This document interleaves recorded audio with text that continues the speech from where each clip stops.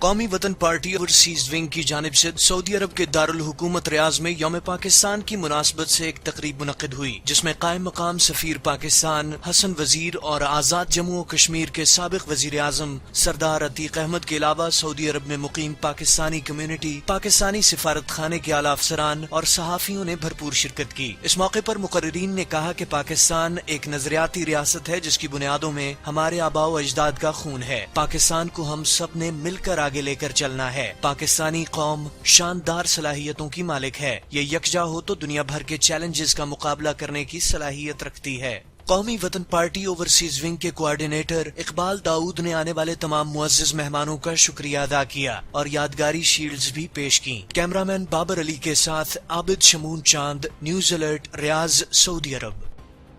مزید خبروں اور اپڈیٹس کے لیے وزٹ کیجیے newsalert.com.pk